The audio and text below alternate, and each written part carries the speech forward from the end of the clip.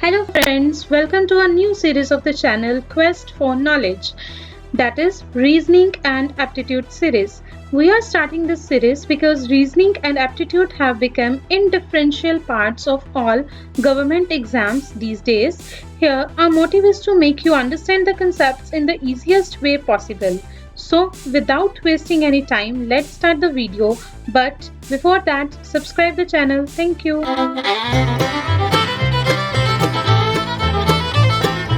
So friends, I am back with the second part of my concept clocks. If you haven't seen the first part yet, kindly go and refer that part so that basics of clocks are clear to you. In our last video, we have read that the hands of clock are making some angle at any point of time. Today we are going to read about some specific positions of hands of clock when they are making some particular angles. So first, that sort of angle is 0-degree angle. They are making an angle of 0-degree, then they will be straight and together. And when they are making an angle of 180-degree, the hands of clock will be straight but opposite. And when they will be making an angle of 90-degree, they will be at right angles to each other. That is, the hands of clock will be perpendicular to each other. Now let's discuss properly these things.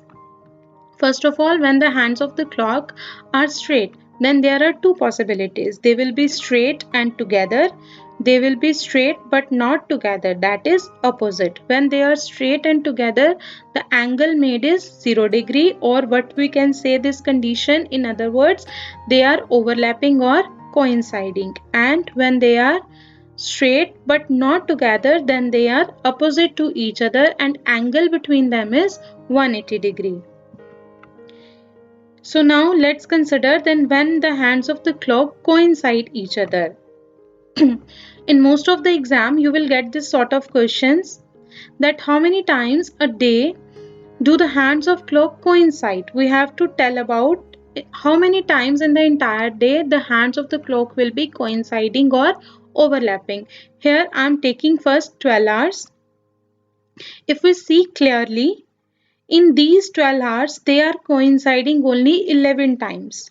Why so? Because from the time 11 to 1 o'clock, they are coinciding only once, that is at 12 p.m. or 12 a.m.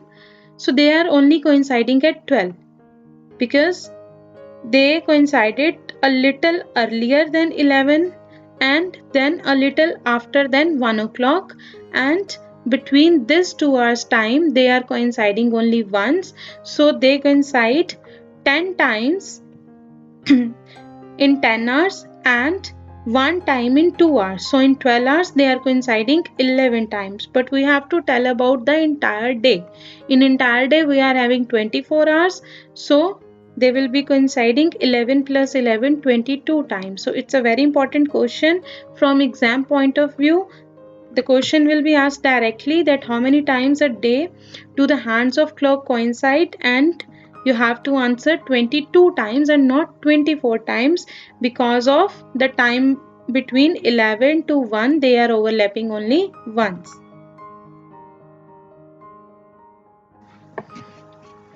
Now let's do some questions related to it. Our first question is, at what times and minutes between 3 o'clock and 4 o'clock both the needles will coincide each other? So we have to tell that exactly between 3 and 4 o'clock when will the needles coincide. See this watch, it's not showing the time between 3 and 4 o'clock, but let's consider it just for understanding. So first of all I am taking it at 1 o'clock. When it will be 2 o'clock, the minute hand would have moved 60 minutes and the hour hand would have moved only 5 minutes space.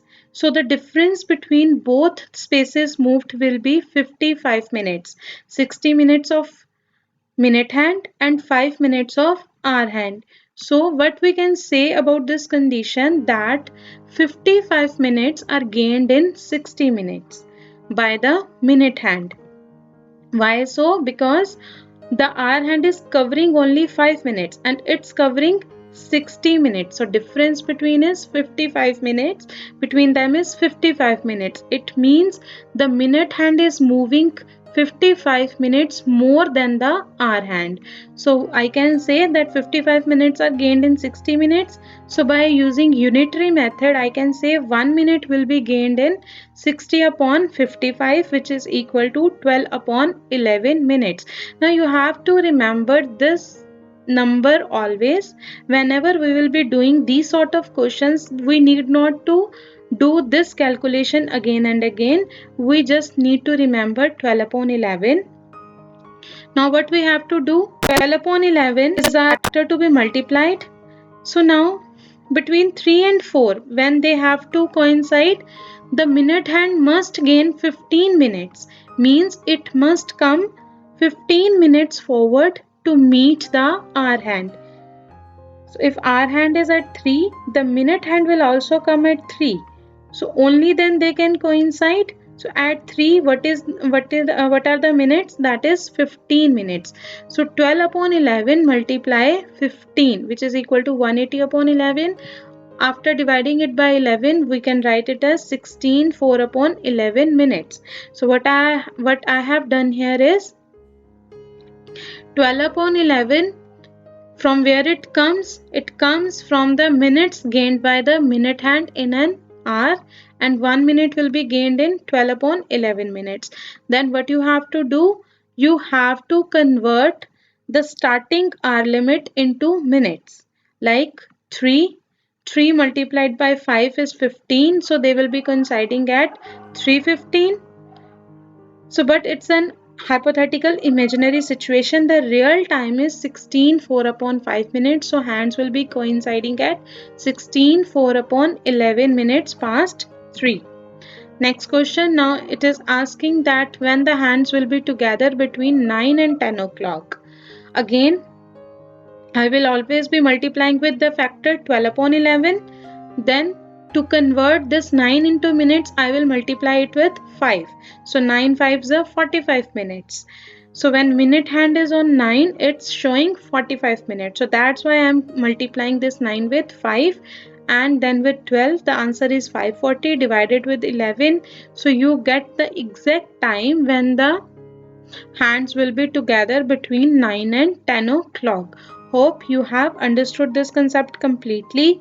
Whenever it's told to find the time between 1 hour, when the hands will be together, what we have to do, we have to multiply with 12 upon 11 the starting hour limit, that is 9 or whatever the timing is given, and to convert that in minutes, we have to multiply it with 5. We can always get the time in mixed fractions by dividing it with 11. Always remember, multiply with 12 the starting hour and 5, and then the answer of this multiplication is divided by 11, and you will always get the answer in mixed fraction. Now moving to our next concept, it's asking how many times the hands of the clock are in opposite direction in a day. Now we are considering the second case when they are at 180 degree and are in opposite direction. Once again, I am taking a 12-hour time. In these 12 hours, they will be in opposite direction 11 times, because from 5 hour to 7 hour time, they will be in opposite direction only once, that is at 6 o'clock. So in rest 10 hours, they will be opposite direction. They will be in opposite direction exactly once, but in these 2 hours, they will be opposite only once. Okay, so the total timing is 11 times, 10 times in 10 hours and 1 time in 2 hours. So total in 12 hours is 11 times. So they are opposite in total 24 hours, that is 22 times.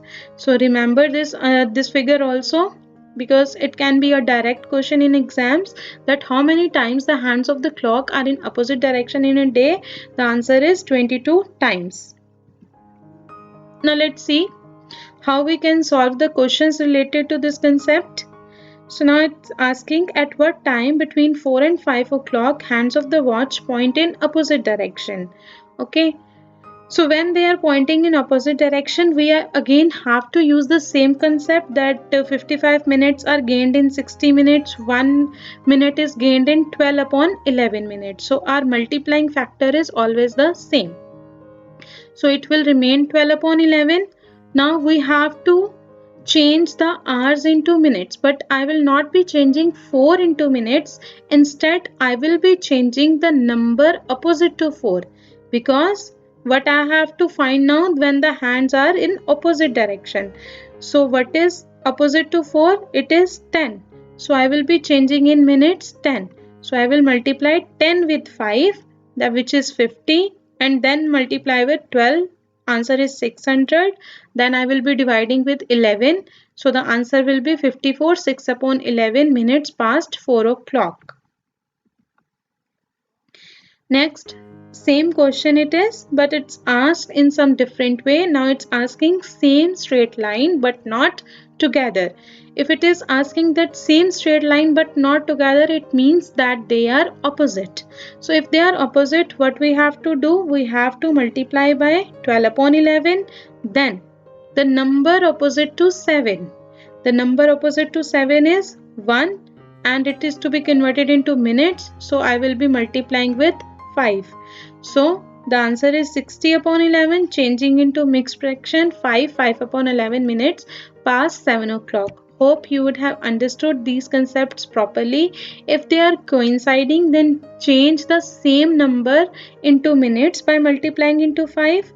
But if they are opposite, then change the opposite number into minutes by multiplying by 5, and we have to always multiply by 12 upon 11.